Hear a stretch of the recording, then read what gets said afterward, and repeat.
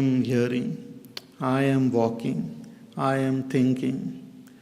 Every experience has got that I thought. That I thought is called aham or ahang vritti. And when we have the notion that this I is a doer, then it is called ahamkar.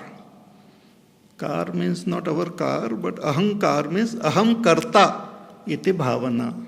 The notion that I am the doer, this I is the doer. That's called ahankar. These terms ahankar and all are very technical. So that aham vritti and that aham word, when we utter I and when we think about I, is not the real self, but it indicates the self. It represents the self. Just as the flower word represents this object, similarly the word I represents that self, Atma. So, without getting involved with the word I and without getting involved with the thoughts I, we have to find out what is this real I, what is the real subject, who is this real self. And that is the subtle path of knowledge which the scriptures talk about. We will not be able to grasp it also if the mind is restless or distracted or extrovert. But once we are ready, then we will start comprehending and understanding what the scriptures are talking about. It's most fascinating. For example, a material object of this world, a little atom also, just atom, poor little atom, nucleus is there and electron and proton and all. But the science says it has got tremendous energy trapped into it. When that atom splits, it releases tremendous energy. That atom itself will not know that I have so much of energy within me. Similarly, now we are thinking that I am this little ahankar. The scripture says you are much, much more than this ahankar. You are that Brahma. You are that fantastic reality which is beyond all comprehension. You can't even imagine how great and how powerful and how vast you are. But now at present, I am identified with my thoughts. Thoughts prevent me from seeing the truth about myself. Just as sometimes even in this world, an object is there, but the thoughts of that object prevent us from seeing that object very clearly. Many times, even people actually, we have thoughts about people and we fail to recognize them, see them, because those thoughts are all the time moving in my mind and prevent me from realizing and contacting people. Similarly, the thought of I, this ahankar and ahamvritti, prevents me from knowing who am I. That real I, Atma means that thoughtless and wordless I, pure I which is beyond all words, which is beyond all thoughts, which is pure existence, consciousness and bliss, Sat, Chit and Ananda. That is the essence of me, that is the tattva of me. And this tattva we have to realize, learn and recognize from our teacher. That is the path which a sanyasi follows. Sanyasi doesn't mean a particular dress over. Sanyasi means one who has fulfilled the path of karma yoga and has become free from all attachment. Such a person follows this path of knowledge and gains that, becomes tattvavit, has understood theoretically, intellectually the nature of the self and is convinced. Still he has not realized the truth, but has reached a long distance. So Bhagwan here talks about such a tattvavit who is not enlightened but who is a sannyasi, karma sannyasi, and has gained knowledge, has done shravan and manan, has listened to the teacher and has contemplated and understood. Such a niridhyasan about meditation Bhagwan will tell later on. And a complete chapter is there in this, that is 6th chapter. But here he is talking about a person who has reached the level of Shravan and Manan, has listened to the scriptures, listened to the teacher about the self, contemplated and understood who am I, and is convinced. See, we listen to the scriptures, but we might not be convinced. We will still behave like a hankar only. We will still behave like a limited object.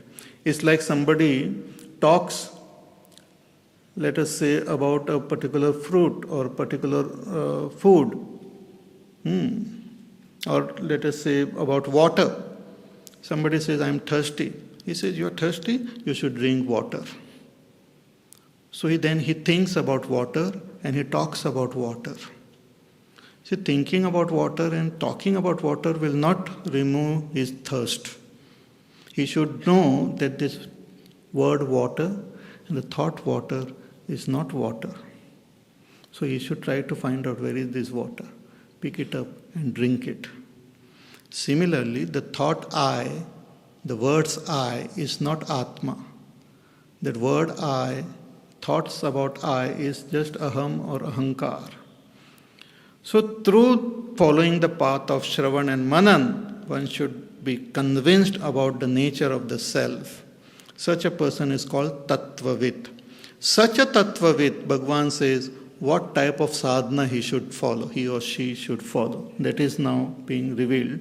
He says, Naiva kinchit karomiti yukto manneta tattvavita. A tattvavita manneta should think, should consider, should constantly keep in mind what?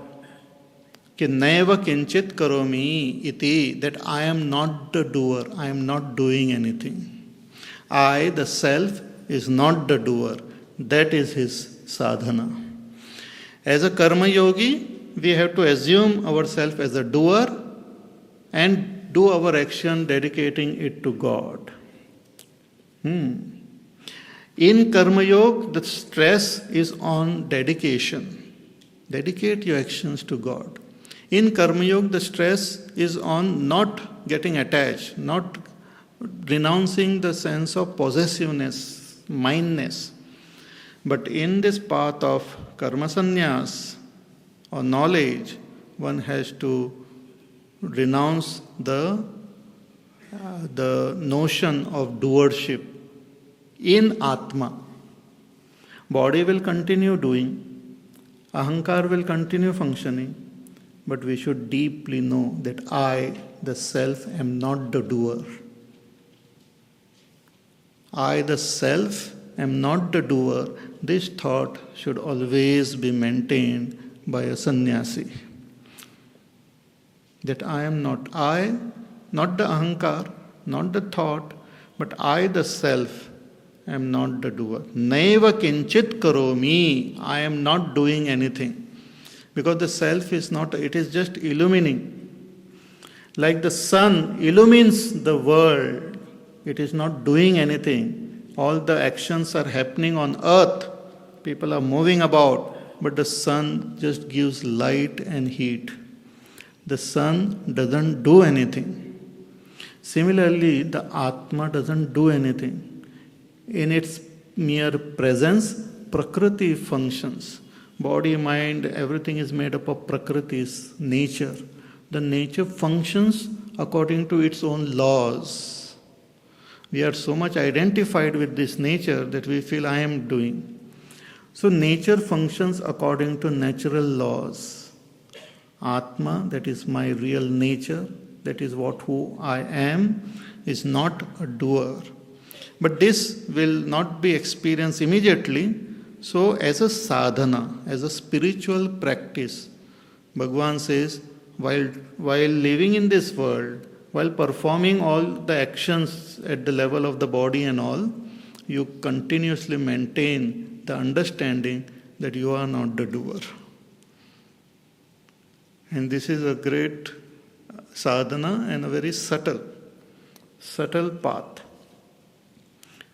which is natural for a realized master.